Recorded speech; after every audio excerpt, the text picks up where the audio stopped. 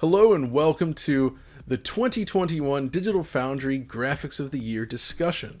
I'm John Linneman, and to discuss it this year, I'm joined by just one of my esteemed colleagues, the venerable Alex Battaglia. This is true, John. I'm a Gestalt consciousness right now. I represent all of Digital Foundry that is not John Linneman. That is true. What you have to say means the most to me.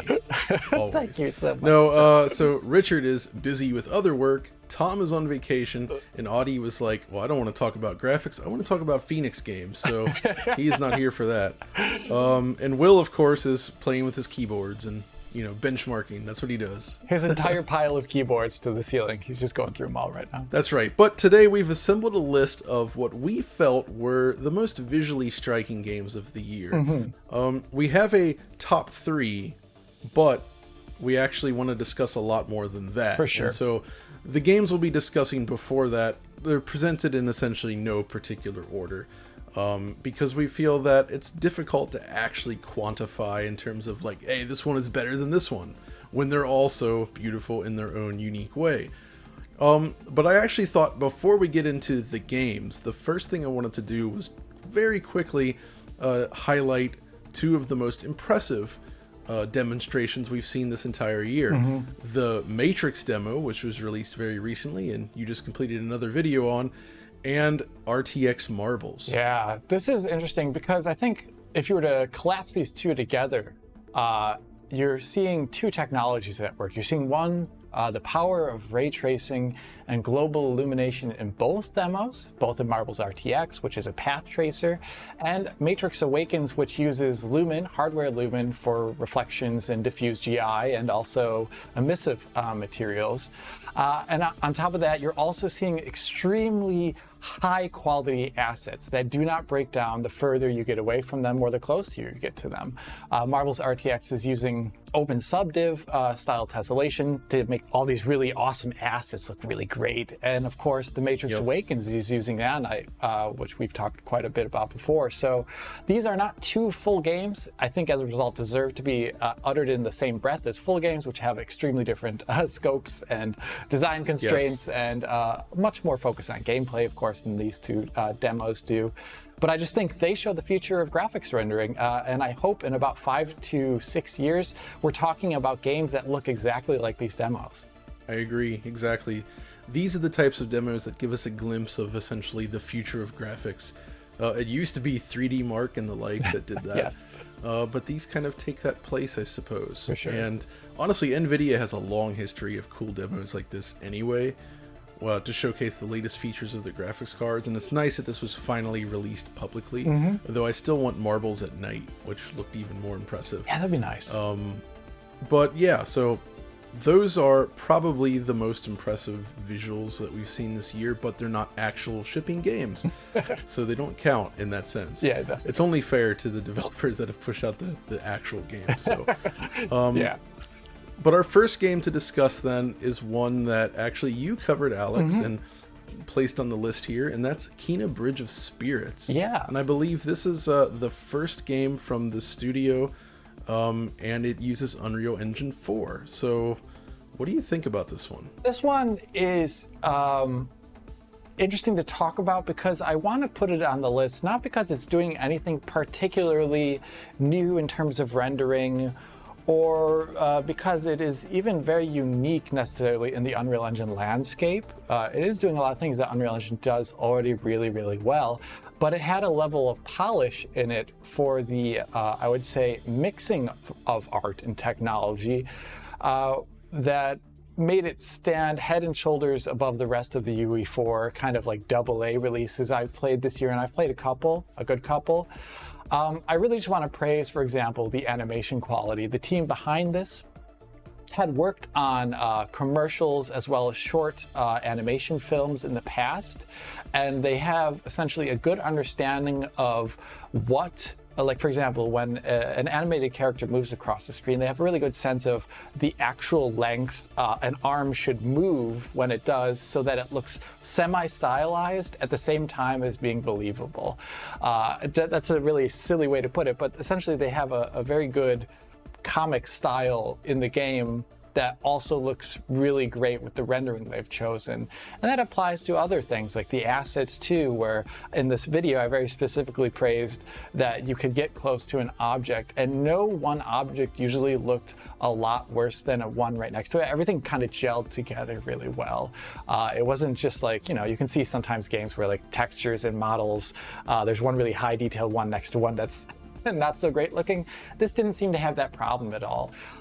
And like I said earlier, Unreal Engine 4 is used really well here. Great usage of per object motion blur, as well as John talked about in Halo Infinite, they use like SDF shadows and SDF AO in the game to really flesh out the presentation. And they also had a pretty good, PlayStation 5 version of this game. It was 60 FPS in the 60 FPS mode with, dynamic res, and also 4K 30 mode, and both looked and performed really well, I would say.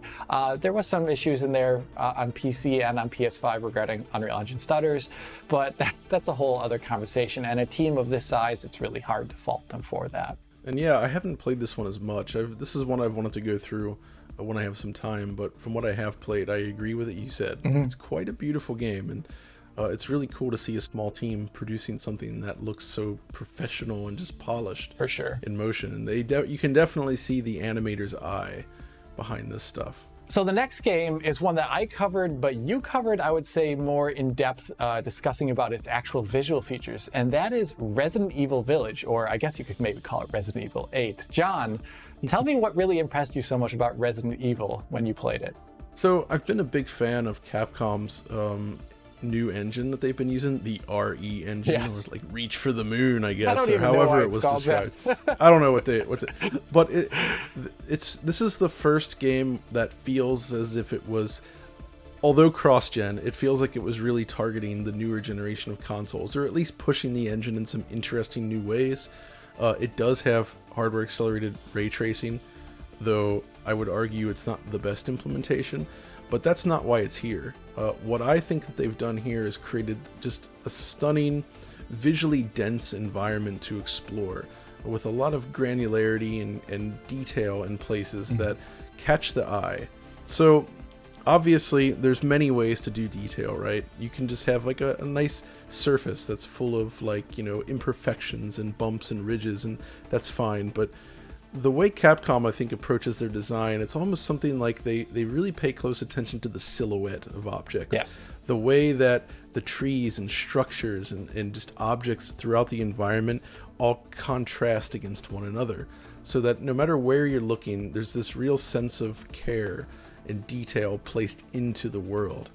And this is especially true in this game because the size of the game, so it's a fairly beefy game. It's not Resident Evil 4 length, but there's a decent number of places to visit here, and there's a good amount of variety in it as a result. And so, you spend a lot of time in the mansion during the first part of the game, but you end up going to some other crazy looking places and cool set pieces, like that sort of lake area where you fight the one boss, which was a really cool sort of set piece moment. But I know some fans didn't love it, but the final area of the game, which is set in sort of like this weird foundry, has such a wonderful sense of scale. The metal work and just the imagination in the environment, it starts to verge on almost something like a more horror focused BioShock, if you will. Like it really has a different feel to it, but I like it. And it's just, when I think of this game and think back, I think of craggy looking trees and like just rotting houses, and I mean that in the best possible way. I like that. So I like the fact that it does all of this, and if I played it on console, of course, and it does this at a nice smooth frame rate, 60 frames per second. It feels very, very fluid to play. The animation work on the enemies is solid. The staggering, the shooting of the different limbs, the way they react to your shots and move around the world feels great. It's just a satisfying looking game. It's not pushing any sort of new technologies here, really, and the ray tracing is sort of underbaked, but I just think it's a beautiful great looking game to play, man. Yeah, I think it really shows also what this RE engine, like you were saying, like it's like the one focusing next gen you think the most so far, and there's going to be some other games coming out in the next couple of years using this engine, and this, as what they showed here, is going to be an amazing base that they can build upon, and even maybe push the ray tracing even higher. I did really like also that they did target a fluid 60 FPS there on console, because it was not so fluid on PC, and if people really did want to play this game, they had an awesome way to play it both on PlayStation 5 and Xbox Series X. I guess that is a caveat that the PC version had some issues at launch, which, you know, that does detract a little bit from it. I think it was related to their DRM, wasn't it? Yeah, essentially was. But based on what we know, I mean, we're talking about people hacking into the game. Yeah, that's the way it is. But that's the way it sounded. For the most part, as far as I understand, and based on Rich's video covering it, that has been fixed on the PC side now. Cool. So maybe I'll go and return to it again soon and play it and have that same level of appreciation that you have had for it. Definitely worth going through. But the next one is yet another game that both of us covered, I believe, in some form. Did we? Or did you cover this one? I was going to cover it, but I had to do some other thing at that one time. I did the video on this one, and this is from a relatively small team, and it really impressed me in terms of the visual aesthetic and just what they did with the engine, and it's the Ascent. Yeah, so I was really adamant about wanting to put this on the list because it's really easy to, I think, applaud, for example, the latest Call of Duty game or something like that, or applaud a large EA title, but this is from a small team of people who have obviously a really good understanding of technical art and of also achieving an aesthetic with the tools at mind, like that they actually have. The game, The Ascent, is going for a kind of mixed fantasy / cyberpunk dystopic aesthetic with a heavy level of like density in the environments. Yes. Everywhere you look, there's just like greebly tons of detail everywhere. John showed this off incredibly in his video, and it also starts off in a really great way. Like that opening cinematic crawl is really just badass. It is. I mean, here on PC, they released a version 2 that had like ray tracing features because Unreal Engine 4 really nicely supports ray tracing. They add to the game for sure, and John covered that too, but the game, even on, I would say, like Xbox Series X and S, without those features, was also targeting 60 and showing off the benefits of next gen in a way that was really good, with like the loading times and just the generally cleaned up performance, because it's like a twin stick shooter and it really needs that 60 FPS or even higher. Yeah, it is a twin stick shooter, you're right, but it also kind of reminded me, do you remember the like Baldur's Gate Dark Alliance games back in the early 2000s? It's that type of thing where there's RPG elements to it, large world to explore, but ultimately it is kind of an action game with some loot, which is really good fun in co-op, of course, as well. And yeah, like you said, the aesthetic here I think is what sells it. There's just this density to it, and despite being sort of isometric in nature, there is a surprising sense of scale to it as a result of the chosen aesthetic and the detail that they pour into it. That feels really great. So yeah, hats off to those guys. They did an awesome job with it. Except for the loading on last gen consoles, which was really something. But you know, it was fine everywhere else. Put Impatient Sonic there in the corner, and that's kind of the last gen The Ascent experience. This is one I wish I did cover on PC. It had issues when it came out initially, and they fixed a large amount of them. Once again, another Unreal Engine issue. I'm going to be covering that soon enough, people. But yeah, I think that's as much as we can really say about The Ascent. An awesome game, small studio. Whatever they come up with next, we're going to be watching with great excitement. But the next one is one you could only cover, John, due to your experience with the series and the fact that I don't even own a Switch. And that is Metroid Dread, John. Tell us what makes Metroid Dread so special. So this is an interesting one because technically speaking, it doesn't really stand out with all the other games on this list. And that's due to the fact that it targets the Switch. But I believe that this is a perfect example of what's feasible when you do very carefully design a game with a specific hardware target in mind, right? So and this has always been true. What they've delivered here is it's a 2.5D game, if you may permit me to label it as such, where it's a side-scrolling game, but the world is built and displayed using polygons. And what they've focused on here is creating a surprisingly richly detailed environment that runs at a smooth 60 frames per second while delivering image quality that is well above what you typically see on Switch, especially during this era. The portable mode in particular is razor sharp, and it looks brilliant on the Switch OLED screen, which it launched alongside. But for me, it's just, there's so much attention to detail in terms of things like animation work, the quality of Samus's animation and motion through the world. There's a nice, I don't want to say weight, there's like a quickness to it, but it doesn't feel flimsy, right? And things like, they do a lot with like foot placement and hand placement, like leaning up against walls and the different height of things. You'll see her naturally extend her hand out to sort of hold on to things and brace herself against surfaces. That all ties everything together. You know, things like the water rippling, which looks great. They sort of do these fake caustics as well. And so, you know, when you're draining pools of water from one area to another, the way it flows and fills up, it looks really, really nice in motion. And then there's just some beautiful areas later with like storms and like roaring like sort of water in the background and these beautiful fortresses, and it's so aesthetically pleasing and so darn smooth in action. The only thing that's weird about this one is that some people have run into performance issues, usually on the older Switch consoles, and we never actually figured out what was causing that. I've seen some videos of it where even like the first room, people were getting some dips. So that remains confusing to me. But in my experience, having played through the game a couple times even, it's very, very fluid with just only the smallest hints of slowdown. And for that reason, you know, I really think compared to what else is typically coming out on Switch these days, where, you know, even Nintendo's own games, like the Mario stuff that came out this year when they did 3D Land or 3D World with the new sort of open world section, which was cool. Yeah, right. The resolution was really low, right? To get 60 FPS. And so you're either sacrificing tons of image quality or you're dropping your frame rate, sometimes both. It really feels like the Switch is like just barely hanging on. But then you see a game like Metroid and you're like, you know what, this looks fantastic.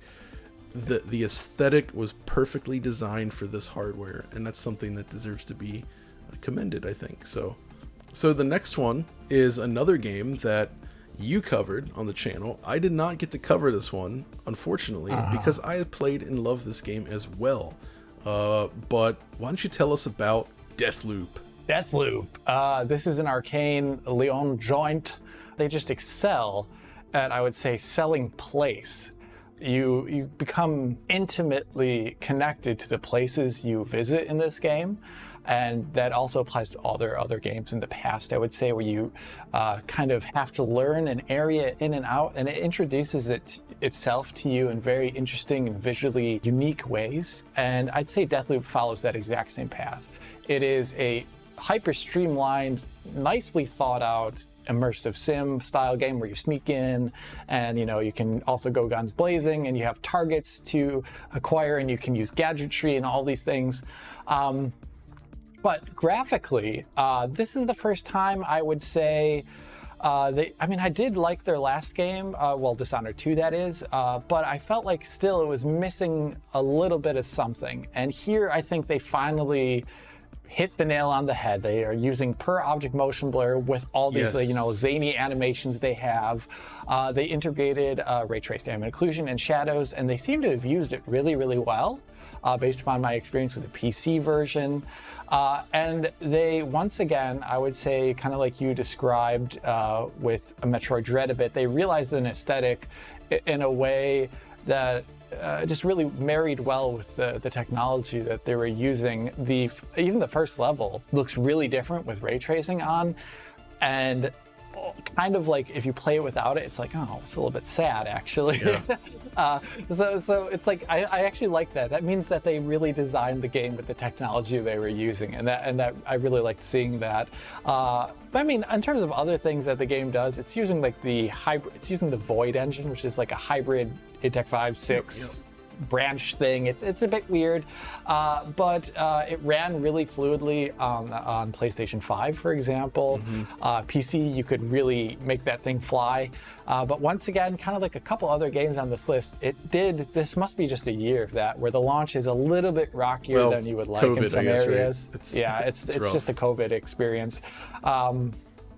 Most of that is cleared up now, as far as I understand. I haven't played it in a while, but this here is a game that I really think everyone who does like the immersive sim genre should give it a try. And of all the places you can play it, I think you're going to get a really great experience, especially in terms of performance. Yeah, I agree. And also things like, I think that's really important, is like loading times. They're very, very fast. At least I've been playing on PS5 and they're like almost instant. And Deathloop just feels solid. I think it's a good way to chunky in a good way, right? Like, I love the way it feels. The weapons look good. They feel good. Moving around the world and dealing with your foes. And the time of day stuff is cool too as well. So it's a cool game, and I'm really happy to see the Void engine put to good use here. Yeah, I am as well too. And it's gonna be interesting to see whenever that comes out on Xbox Series consoles, which it probably will, to see what they do there, if they do anything differently, because they have a year to update the game essentially, I'd imagine. The next one, John, this is one that I still have yet to touch this game, even though it's like constantly sitting on my desktop here to be clicked on, and that is Guardians of the Galaxy. You also did not cover this game, right? I did not cover this game, and in fact, I famously critiqued this pretty hard back at E3 when we were watching the stream. I was like, this looks terrible. What were they thinking? Yeah, this looks so bad. Turns out I was wrong, and this game is really good. And, the visuals play a role in this, of course, not the main role, but I was really impressed with what they've done here. So this also uses their own in-house engine, which I'm loving, by the way. Most of the games on this list are not just Unreal Engine. And I love Unreal Engine, don't get me wrong, even though it has its flaws, but there's a lot of unique stuff here, a lot of cool technology developed specifically by these studios. And this one is of course the Dawn engine, which was used in Deus Ex Mankind Divided originally, and they brought it back for this one. And so one of the things that Deus Ex excelled in, I thought, was the dense geo, right? The worlds in the game and this one are just filled with these ridiculously complex micro designs, where it's like, you can't just have like a wall with a texture. It's like, we're gonna make up this wall full of like like little octagon shapes with lips on it, and they're all gonna be fully modeled, and there's gonna be like 100 of them, and they're gonna make some kind of weird pattern out of it. And that stuff is all over this game. There's so many bizarre, geometrically dense shapes everywhere, and some of the environments you visit are just so unique and bizarre looking that it ends up feeling like kind of a game that you maybe have not experienced before. And just going to these places is great. So that part is excellent. The sheer level of detail is incredible. Then there's the actual characters side. So one of the weak points of the Dawn engine, well, it's less the engine and more like their techniques back then. So one of the weak points of Deus Ex Mankind Divided, I thought, was the way they presented characters. So you spend a lot of time in dialogue trees talking to characters in both games actually, but they always felt very stiff, and the models somewhat unrefined in Mankind Divided. You know what I mean? I didn't love the way it looked. Whereas here, I'm genuinely shocked at how convincing and high quality the facial work is and the general animation of the characters.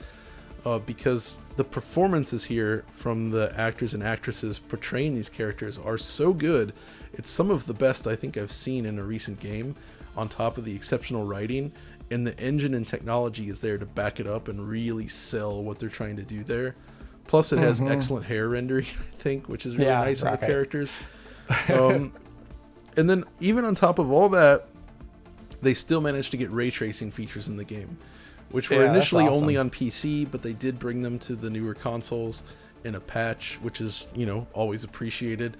I think it works fine visually without it, but it's a very nice bonus that certainly enhances certain environments really well in the game. So when you take all that together, it's something to me that felt really, really just cool and polished and beautiful to behold. Despite the fact that the performance mode on consoles was capped at a pretty low resolution. It's a heavy game, though. It's all, I mean, I actually played through it before the ray tracing patch, so I played it in the 4K 30 mode, and like it's such a stable 30 that you just kind of get used to it overall, and it's so sharp and beautiful that, you know, it's easy enough to put up with, I think. But seriously, this is a game you should not sleep on out there. Like, I kind of put it as like it's like, I describe it as Mass Effect Light, where it's not as dense or complicated as Mass Effect, but it has a lot of the elements that made Mass Effect interesting, like the planet hopping, the social interactions, the dialogue trees, the storytelling itself, and there's plenty of cool puzzles and other stuff to solve, and exploration. and you have a ship, of course, and just going back to the ship between the different missions and the way they all interact on the ship, man, it's cool. And yeah, so beautiful game.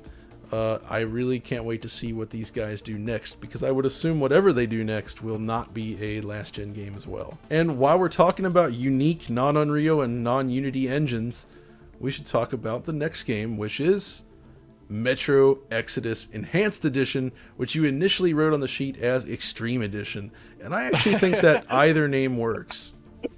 That is very true. This is so extreme.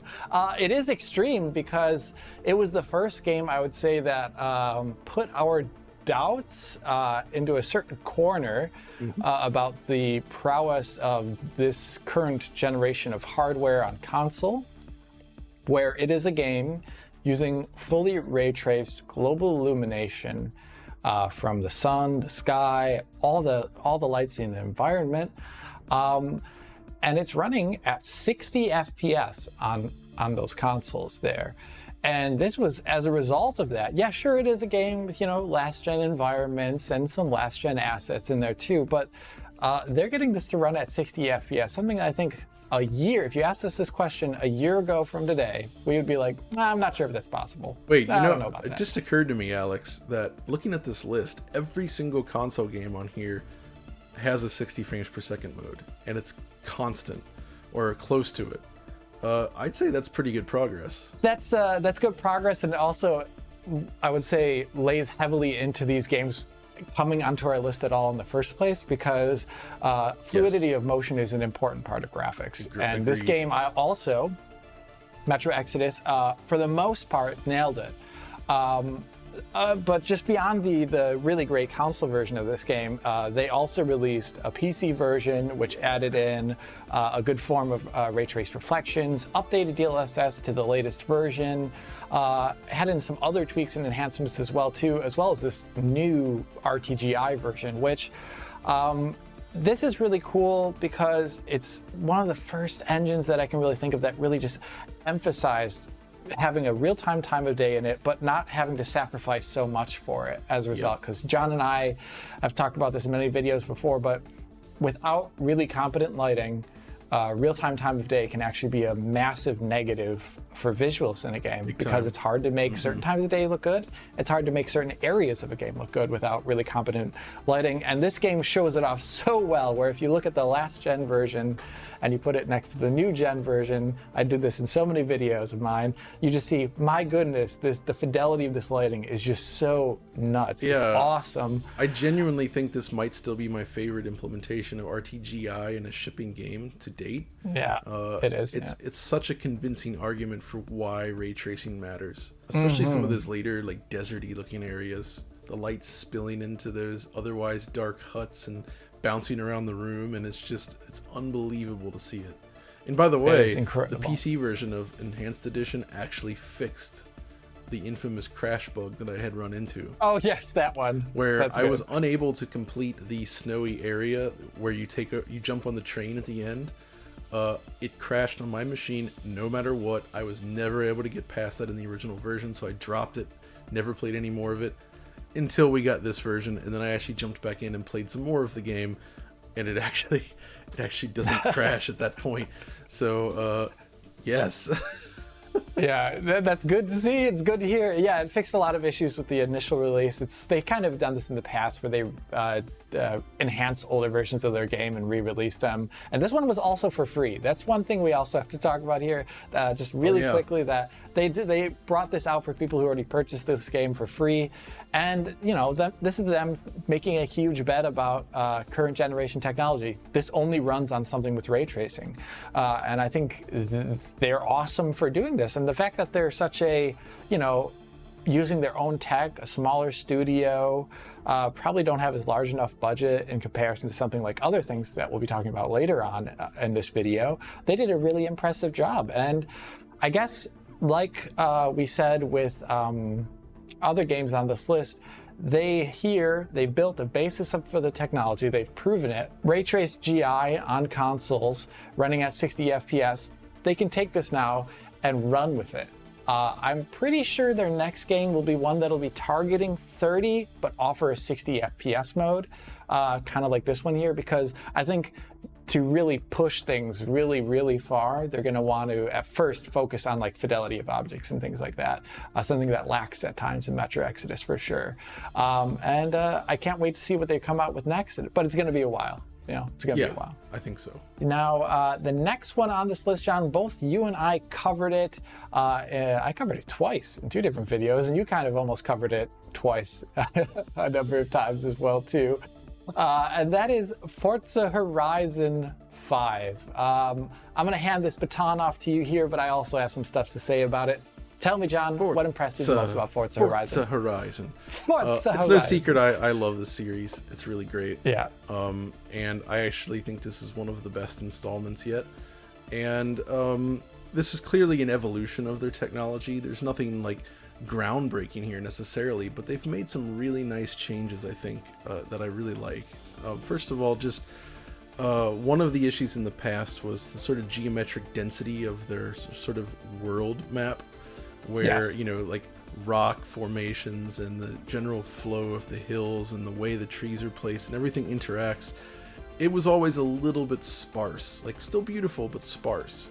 And they've massively boosted the amount of geometry that can be displayed in this game now over the prior entry. So things like when you're driving around those rocky, deserty looking environments, the cliffs now have the proper like craggy look to them. They're also well lit and shaded. They have a nice large scale ambient occlusion, which goes hand in hand with the trees. The forest areas, they're very dense, but one of the things I love is when you're driving through it, big patches of bushes and trees actually appear suitably dark, but if you run them over in your car and knock them down, the space in that area actually brightens up a little bit as the object that was occluding the sun is no longer there, which seems like a small thing, but it's not. It's actually not that common. And it's really cool to see it, and it helps tie everything together. They also massively increased the representation of like scale and height in this game. The prior games were somewhat flat, I'd say, overall, but here they're confident enough to allow the player to sort of scale a large mountainside and look way out into the distance. And traditionally the issue there is you get pretty severe LOD pop-in, which is not completely absent here, but if you're playing in the quality mode on Series X or on the PC version with the higher settings, it's very effective, I'd say, at sort of managing that, where there's not too much visible pop-in. And of course they do handle, you know, distance shading as well, very well as well, right? So you're not looking out across that world and seeing like a flat, poorly lit environment. It's beautiful. It's really impressive. They also have like sort of the weather biomes, I guess, if you will, where it's like you actually see a patch of rain in the distance, and they sort of use some volumetrics and some cloud formation tricks and some, you know, alpha effects, and it's a mix of things, but it's fairly cool when you're driving along and you actually see a storm kind of gathering in the distance, and then you intersect with the storm and suddenly you're in the middle of it. That's really effective as well. And just the quality of the materials, the way everything looks, it's a very powerful visual experience that feels great. And the motion blur, they got the long shutter speed on Xbox this time in both the 30 and 60 FPS modes, which is something that is just awesome for building that sense of speed. But there's even more than that. So Alex, There were two environments that I absolutely loved. I absolutely loved the jungle look. They added in, like the frust-aligned voxel fog that we've seen in games all throughout the last generation. But here it's first time added into the Forza Horizon series, and they used it incredibly well in all those sequences, mixing in with the incredible density of those jungle environments where I just wanted to get out on foot. I wanted a new Crysis game immediately when playing it. And then I also really loved the city environments in this game too, where I thought, like you were saying earlier, like how in the last games, everything felt a little bit sparser. Yeah. Here, I didn't get that feeling when I was in the cities so much so. No, not at all. And I think the bounce sliding that they added in now does a so much more competent job than what they had before in the past. Really effective in this game too, because these cities that they represent, there's a lot of very colorful sort of buildings with like brightly painted surfaces that bounce the light around in a realistic way. Yeah, they did a good job in choosing the location for this game, where there was a great variety in the environments, and the bright colors were just as a part of it. Forza Horizon 4 was a good looking game, but honestly, I just don't find the UK such an interesting looking area, much to the chagrin of some of our audience probably now to hear that. But yeah, just a really gorgeous looking game. If we're going to talk about version differences here, this was also one that showed off, I think, in Rich's video, looking at the base Xbox One right next to Xbox Series X in like quality mode, you could really see the difference, people. That was a nice, this is a massive difference. You know, you had like all the extra graphical features, the car model's completely different for the most part. It's like missing shading. Oh my gosh, the density and the detail in the environment is completely different. Textures are all different. There's no cone relief, step mapping, the whatever. Cone step mapping is awesome. It's just one of these games that's like, yeah, this is a next-gen game when you load it up, especially in that 30 FPS mode. If there's one thing I were to critique here, it'd just be like COVID shenanigans again. I don't think the PC version launched in a place that I thought was really great. And that's kind of about it. It's otherwise just such a quality release from Playground. And I guess I hope we see this tech again soon enough with Fable. I hope we see it again, and I hope they finally move away from MSAA only. Yeah, that's another thing. MSAA has its benefits, of course, but with such a foliage-heavy environment like this, you get a lot of distant shimmering on things that would really benefit from some of the more modern anti-aliasing techniques, or DLSS on the PC would have been great. But honestly, aside from that, it's a stellar release. It's a beautiful game. But Alex, that brings us to our final three, the top three, if you will. And each of these, I think, these are in the top three, I think, because they sort of stood out to us in a multitude of ways, I think, for really showcasing some either cool visual techniques along with a really strong artistic direction. So let's start with number 3 on this list here, which you suggested first, and I tend to agree, actually, and it's Returnal from Housemarque. Yeah, this is an awesome game. This is one where it's actually a game John should have covered, but he was busy. But I, Mr. PC, loaded up the PlayStation 5 here and was just kind of awed at the choices that they made for this game, visually and design-wise. But since this is all about graphics, let's just talk about the visuals. I think this game proves most definitely that a 60 FPS update is so superior, and it just works so well. This game at anything other than 60, I wouldn't want to play it. It is so good at 60, and it'll be amazing if it's ever anything above that. I would love to play that version of the game too. And they're doing this 60 FPS while focusing on an aspect of graphics that I think has long remained, especially in the last gen, just kind of neglected, and that is like physicalized particle effects. Yes. Which are just, it's everything. If you look at the blogs and some of the technical things that they put out there, like all the tentacles are like a variation of particle effects. They're using volumetric fluid simulations for some fog and some other aspects of the game. There's fog so is many awesome particles. In this, isn't it? I love it. The fog, this is using Unreal Engine 4, but I'd say that with the systems they tacked on it here, I mean, there's some Unreal Engine 4 aspects of it if you look at the game for sure. But I think this just looks better than most Unreal Engine 4 games. It's interesting because up until this game, every game they had released prior was running their own technology, right? Yeah, right. And so they actually integrated some of that into Unreal Engine 4. So it does have sort of a feel and look in motion that's not typical of UE4 games. You can tell that they were used to working in their own technology, and they were like exploring how can we integrate this with Unreal. And they did a good job. And I also think this points out, since we talked about image quality just now with Forza Horizon, this is, for me, a post-resolution game. Yes, I talked about it when it came out, like internal resolution is 1080p. It's being upscaled, reconstructed up to a higher resolution, but I don't care. I literally don't care. The image quality is good enough here. They focused on all the things that are right for their game, and given the darkness of the levels, especially the starting one, the usage of effects, it is way more important to pump up the quality of the effects and pump up the frame rate of the game to actually make it fluid, as fluid as it can possibly be. And they made the right choice there, completely, for me. And I don't think that is any detriment to the game at all. No, and I think they did a good enough job using sort of the temporal upscaling and other features to. It looks suitably nice on a 4K screen, right? It doesn't just look like a straight 1080p game in action. It doesn't. So, but the aesthetic works well with the selected image quality here.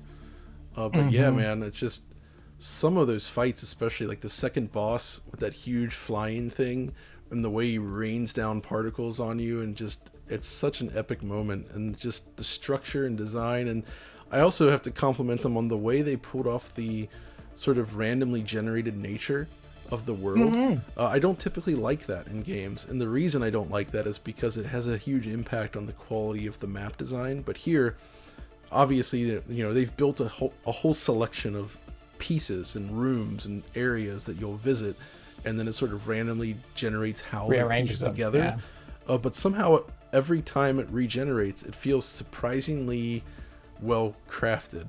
It doesn't feel like a randomly generated piece of game, which really impressed me. It didn't feel like Shadow Warrior 2, which also did something similar. Yeah, it doesn't feel like but that. Did it to much less effectively. And in terms of selling a mood as well too, the game is very dark. It's so dark, man. And in a good way. The theme is, I would say, rather disturbing.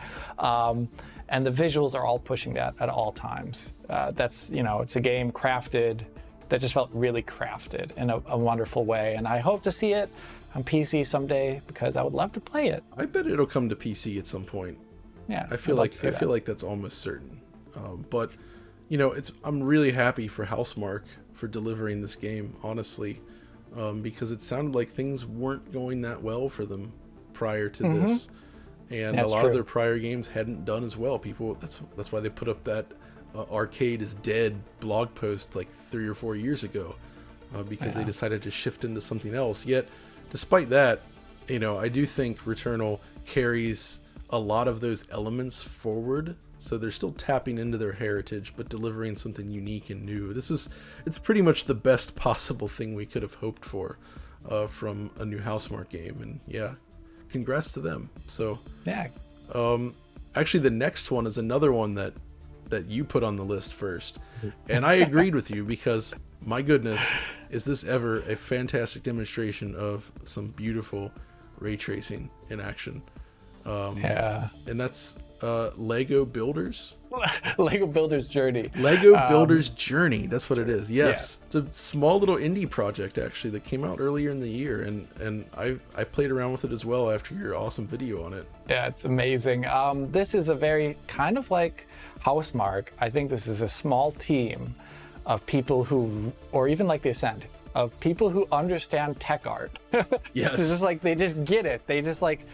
This is one of those games, too, where someone who can come in the room who doesn't understand rendering technology, like happened to me, was like, just like came into the room and they were like mesmerized by the visual appearance of things on screen. It looks like you're manipulating real objects. Everybody knows Legos, right?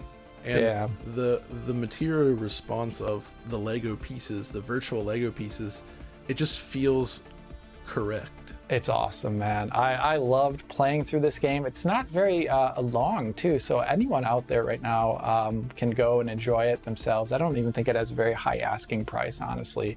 But as John said, like as a part of this, really awesome ray tracing where, you know, they threw in like the kitchen sink buckets, everything of all the ray tracing effects you want, and they always use it to enhance every stage so that it looks even more like the real life counterpart of the Lego piece that you expect it to look like. You know, each stage also manipulates the time of day a bit, because you're kind of going along a certain time of day, and then you eventually go into the like completely different areas that are like surreal or kind of weird underground areas and things like that, where it is not moving along this time of day. But each area always looks slightly different with a different time of day and with different blocks and pieces. And they even got so many things right. Like the transparency rendering in games is usually pretty poor. And here, if you look at like the transparent blocks, they didn't just rely only on hardware ray tracing. They could have, but it would have been performance intensive, and you know, maybe it would require, you know, way too many samples or something like that. So like for like the transparent bricks, they have like the external reflections of the things around it, but like internal reflections and refraction are done via like ray marching instead, cool, which is not using the hardware, but it also produces a convincing enough look that honestly, the water areas in this game, when you see those on screen, it's just like one of my favorite things. It just looks so, it's like stop motion-y Lego films that you might have made in your youth. It just looks so incredible. There's not one aspect of this game that I do not like visually. I think I like every single aspect of this game visually with no complaints. Thinking of stop motion, that's actually one of the things I like. Early on, there's like that weird like slimy liquid yes, on right? there, and they actually use like, it looks like stop motion frames of like different Lego pieces to show like a little bubble up of the liquid. Yeah. That looks just, it's so charming and just great. And like everything animated in the world is animated with Lego rules. Yeah, so, it is. It's awesome, man. I also love the usage of emissive lighting that you can see in later stages, like when it's like dark and it's like just like glowing, and that also works without ray tracing here too. The game can be played without ray tracing, and it still looks really fantastic. But ray tracing brings it to another level of realism, and from such a small team, they're number 2 on this list here. I think that says a lot about them and the work that they've done, and I hope they make actually a more ambitious title next time. This was great from a short, digestible, fun, really cute game. Fun puzzle game. I would love to see them take this tech that they developed and see if they could expand onto it into a different, maybe a platformer or something like that. I would love to see this as a platformer, this kind of tech they rolled out. I agree. Yeah, congratulations to these guys. It's just awesome work. Just a beautiful game. Okay, John. What's up? I think everyone expects this last one now at this point. We haven't talked about kind of the elephant in the room. And this is no surprise, people. Insomniac, for the last 5, 6, 7 years has been putting out games that every time one of their game comes out, you know you're getting something that's quality. You know it's gonna look amazing. And it's no surprise here that Ratchet and Clank Rift Apart is our kind of number 1 pick here of the graphics of the year. John, you covered this game so many times, actually. What is it that makes this our number 1 pick? This is sort of I feel one of the first real showpiece titles for this next generation of consoles, in that it brings together a stupidly high level of granular detail along with perfect attention to cinematic effects such as motion blur, combined with real-time ray tracing for reflections, which are robust and beautiful, and it does it all at 60 frames per second.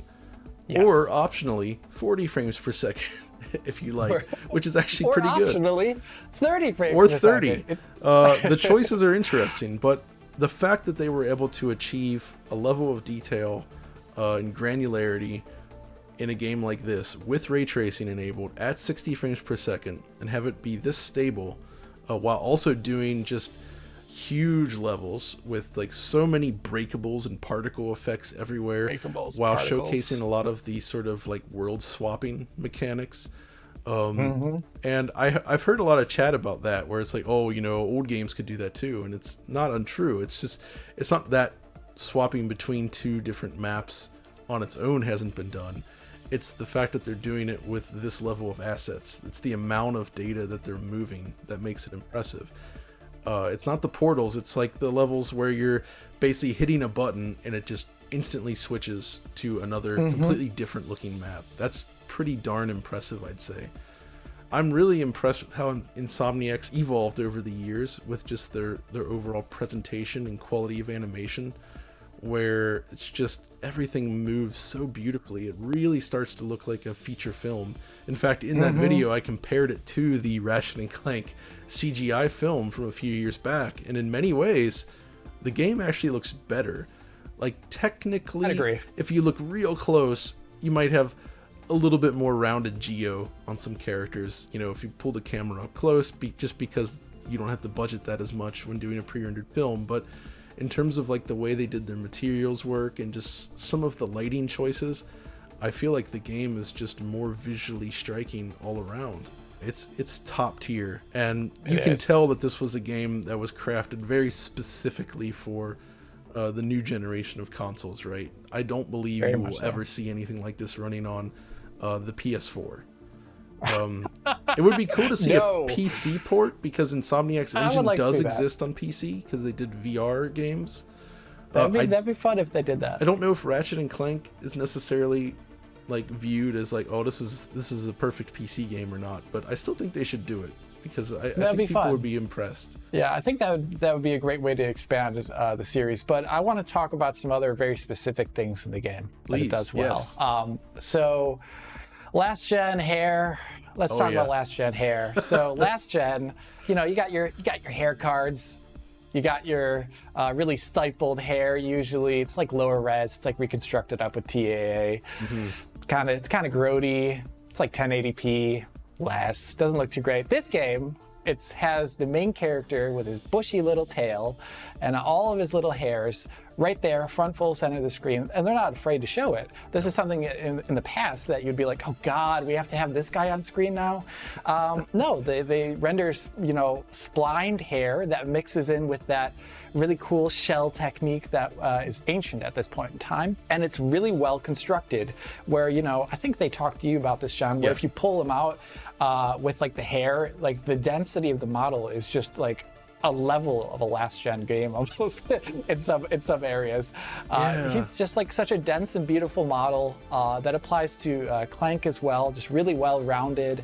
I want to talk about the ray tracing too, because they have definitely implemented, in terms of ray trace reflections, probably the best ray trace reflections we've seen on console outside of like the Matrix demo, where you know, it goes generally really far into the distance. It has a suitable resolution that doesn't look icky like we've seen, for example, in like Watch Dogs Legion, where it's like, oh, that internal resolution isn't that great. That's a good point, because when I first tested this game, remember, they were doing quarter res reflections, but then before it launched, they patched it up to do sort of like equivalent of half res, but checkerboarded up to appear native res, and it's, you know, I mean, you've seen checkerboarding, it's pretty convincing. It looks good, it looks great.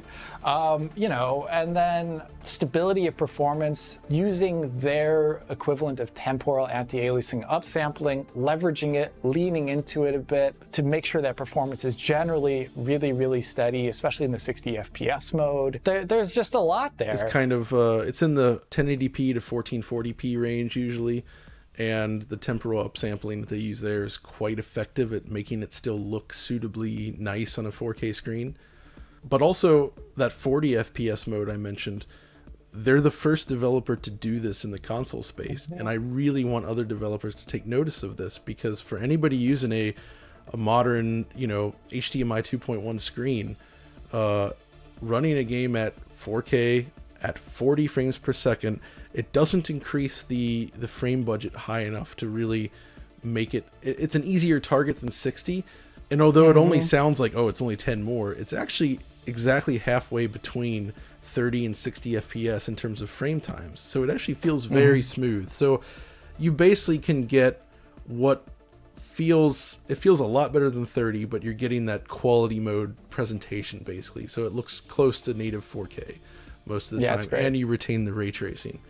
Whereas if you go up to 60, which is nice, of course, it is a bit lower res. So, but still, it's good to have those options. Yeah, and one thing I would like to see for them for their next game would be kind of like how I said with maybe Metro, where I would like to see them not target such a high res for the 30 mode.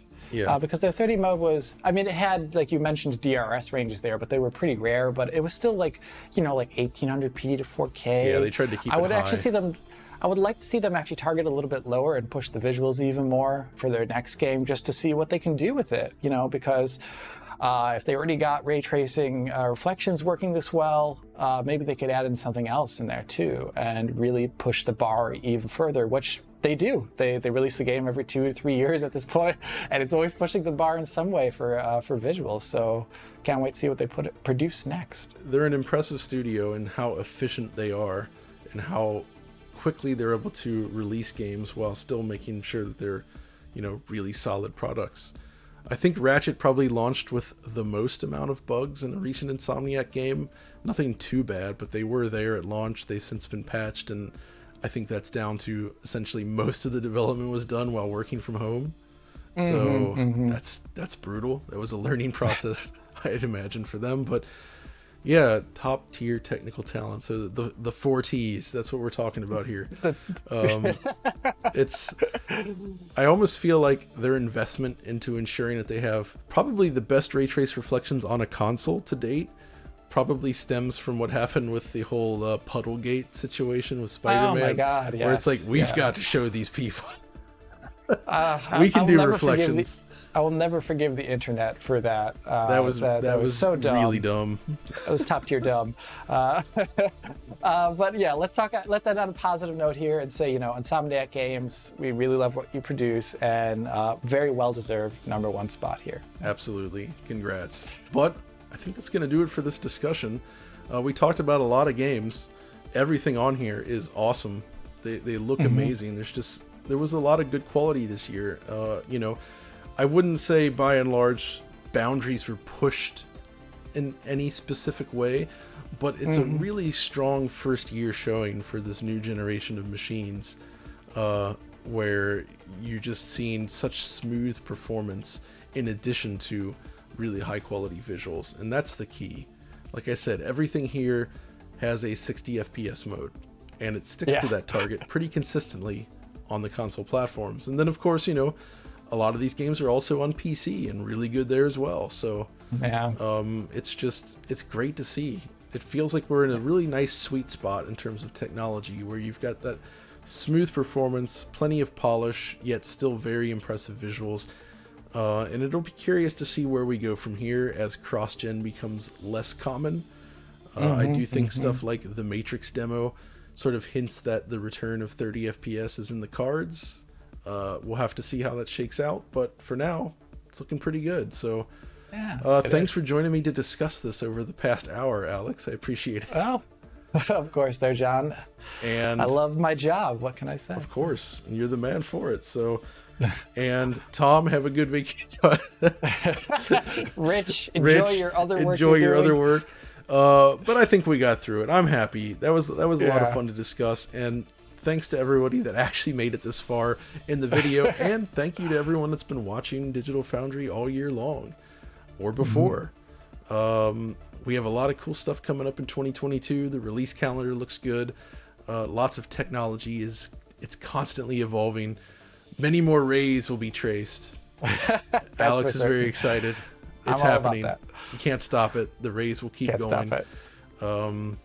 But unfortunately, we're not going to keep going right now because it's the end of the video. So if you enjoyed it, be sure to like, subscribe, all that good stuff. You know how it goes. And we will see you next year, perhaps. Yeah.